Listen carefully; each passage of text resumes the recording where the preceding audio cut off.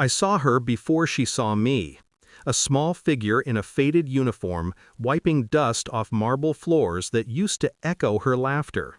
My daughter, my only child. The girl I left at 18 in the protection of a wife who promised she would guide her, love her, protect her while I expanded my company across the UK. 15 years. 15 years of trust. She turned at the sound of my footsteps. Her face collapsed into confusion, not joy. "Sir, are you here for the tour?" Her voice was soft, submissive, trained to ask permission for her own existence. Sir, my own daughter calling me that. I said nothing at Hearst. I only stared at the mansion I had purchased outright, titled to her name, legally protected so no one, not even her stepmother, could take it from her. Yet here she was, a maid in her own home, a stranger in the walls built for her future. My heartbeat didn't rise, anger didn't shout. It simply settled, like ice forming over a still lake. We sat in the parlor, she on the edge of a servant's stool, me in the armchair that used to be mine.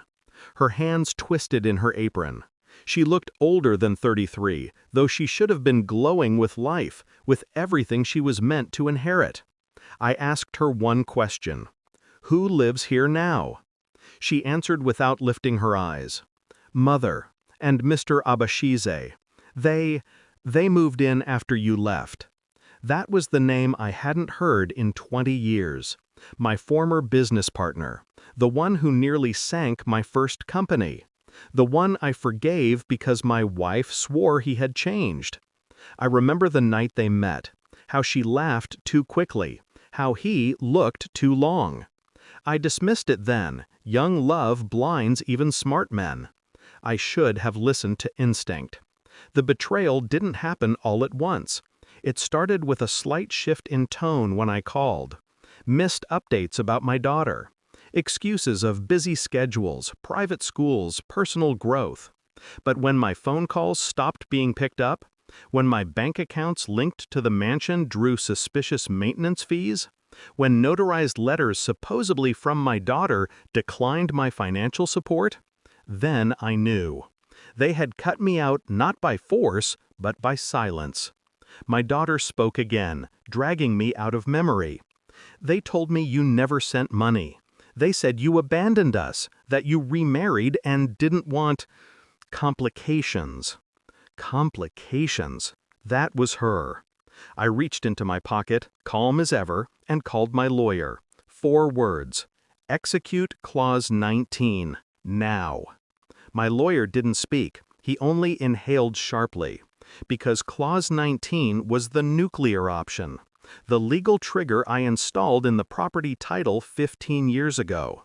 If my daughter was ever displaced, coerced, or financially exploited, full ownership transferred back to me instantly. No appeals, no delays. 15 minutes later, the security team arrived. Not hired by me, but by the bank, responding to the legal surge. Papers were served before my wife, no, ex-wife, and her partner even descended from the staircase. She exploded first, red-faced, indignant, venomous. "How dare you come back after all these years?" I lifted my hand. She stopped. The same gesture that used to calm her now pinned her in place. "You stole her life," I said. Not loud, not dramatic, just truth. She laughed, high, brittle, a sound I no longer recognized. "She stayed because she wanted to. She owed us for her upbringing." "Upbringing," I repeated. "You mean labor, cleaning, cooking, servitude." Abashize stepped forward, still wearing one of my watches, the expensive one I thought I'd lost. "You can't prove mistreatment." I turned to my daughter. "Tell them." For the first time, she met my eyes fully. Fear flickered. Then something stronger. Rage buried so long it forgot its own name. "I was never allowed outside," she whispered. "They took my ID, my inheritance.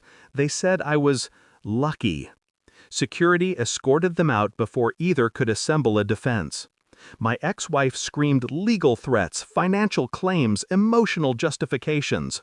None mattered. Clause 19 had already dissolved every claim they imagined they had. Silence settled again. Heavy, but not suffocating. My daughter stood in the center of the foyer, looking at the space not as a prisoner, but as someone who might finally belong to herself.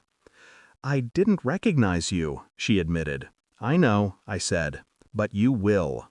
She cried then, not the hysterical kind, but the quiet breaking of a dam that has held too long. I didn't move toward her. Not yet. Connection must be rebuilt with consent, not guilt. I lost time, I told her, but not purpose. The house felt different already. Walls remembering the truth. Justice doesn't need noise. Revenge doesn't need rage. It only needs precision. As we walked out of that mansion, her home restored, their power dissolved, the past finally unmasked, I felt something I hadn't felt in years. Peace.